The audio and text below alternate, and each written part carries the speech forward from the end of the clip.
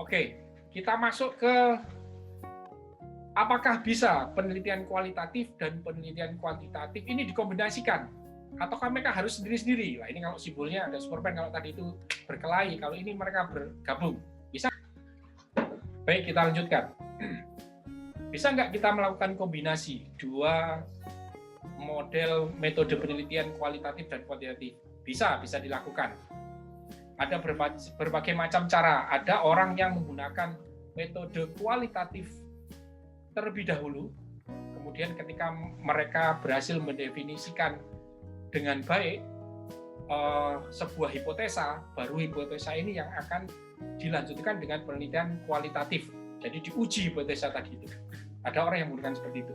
Ada yang sebaliknya, mereka kuantitatif dulu, setelah mendapatkan objek penelitian yang sesuai yang diharapkan, baru mereka melakukan penelitian yang lebih mendalami maknanya melalui penelitian kualitatif.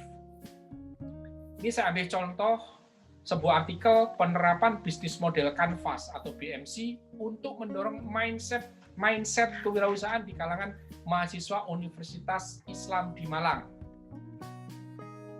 Apa yang mereka lakukan sehingga kok double kayak gini?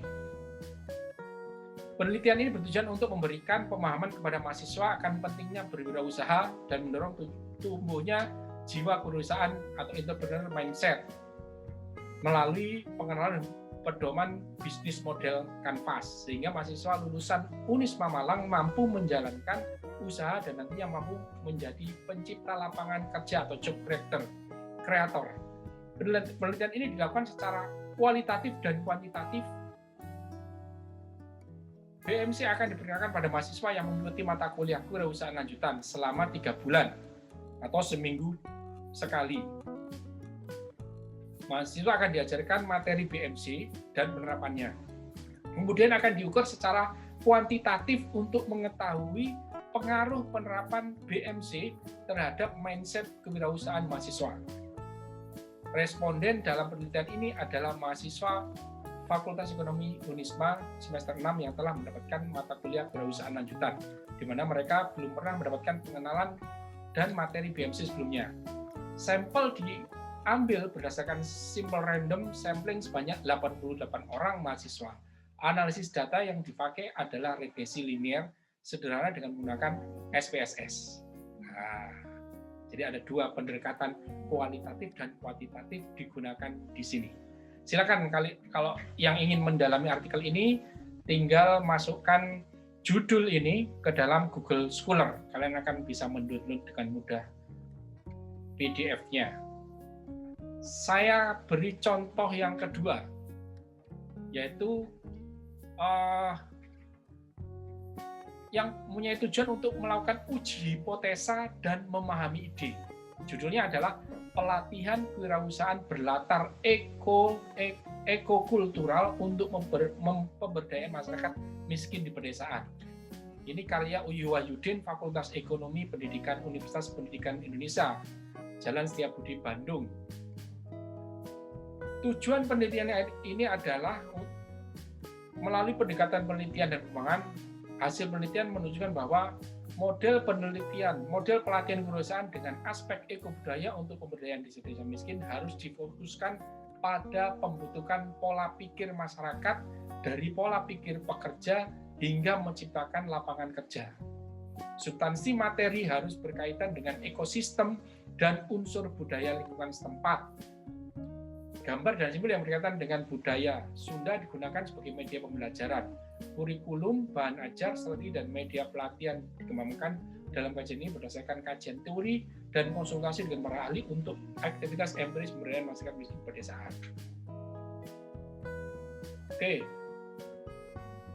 ini detailnya silakan bisa di-download sendiri dengan keyword sesuai judul di atas. Saya lanjutkan. Nah, ini ada contoh lagi. Tujuannya adalah untuk mendeskriptifkan dan untuk memahami. Judulnya adalah kualitas sumber daya manusia dan sifat kewirausahaan pelaku industri kreatif usaha mikro, kecil dan menengah di Kota Jambi. deskriptifnya berupa apa? Mereka mendeskripsikan seperti apa sih UKM yang ada di Kota Jambi. Nah ini ya, kalau dibaca hasil penelitian adalah usia pengusaha dan pekerja industri kreatif UMKM di Kota Jambi tergolong muda dan termasuk dalam kelompok usia produktif. Nah seperti itu. Kemudian yang kedua ini menunjukkan tentang kualitatifnya. Secara keseluruhan sifat kewirausahaan pelaku UMKM industri kreatif di Kota Jambi tergolong baik. Terdapat 5 sifat kewirausahaan dengan kategori sangat baik, yaitu sifat pengambilan risiko, sifat kerja keras, sifat inovatif, prestis, dan sifat instrumental. 2 ciri lainnya termasuk dalam kategori baik, yaitu kemandirian dan keluasan bersosialisasi. Kalau murni kuantitatif, maka bukan baik atau tidak baik, tapi alat ukurnya adalah nilai biasanya. Mereka menggunakan nilai, ada 60, 70, 80, sampai 100. Itu ciri kalau menggunakan kuantitatif atau kuantitatif tadi artinya jumlah atau angka-angka. Sedangkan yang kedua ini menggunakan kualitatif dengan indikator mereka menyebutnya ada baik atau tidak baik. Lebih detail lagi silakan bisa di-download di Google Scholar dengan keyword judul di atas. Oke, kita sudah masuk ke kesimpulan. Apa yang bisa kita simpulkan di sini? Yang pertama adalah metode kuantitatif. Penelitian ini bertujuan untuk mengukur sesuatu, untuk memprediksi kejadian ke depan, dan atau untuk menguji suatu teori atau hipotesis.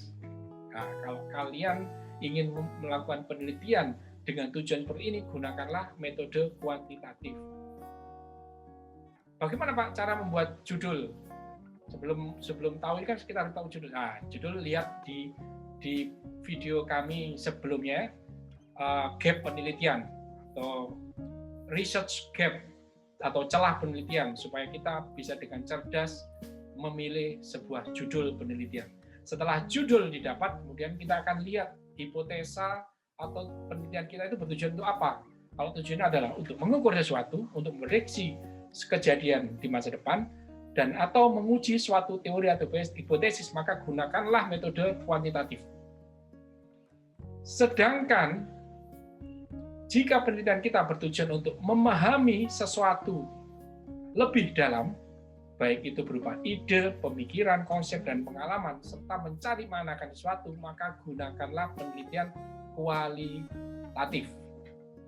Cukup jelas ya, tadi saya juga sudah sampaikan contoh-contoh artikelnya. Baik, kita sudah di penghujung. Terima kasih sudah memperhatikan kuliah dari awal sampai akhir. Bila ada pertanyaan, sampaikan di kolom di bawah ini. Jangan lupa, bila ini sangat bermanfaat, untuk ikut subscribe dan share supaya lebih bermanfaat. Terima kasih, mohon maaf atas segala kekurangan. Saya akhiri, Assalamualaikum warahmatullahi wabarakatuh.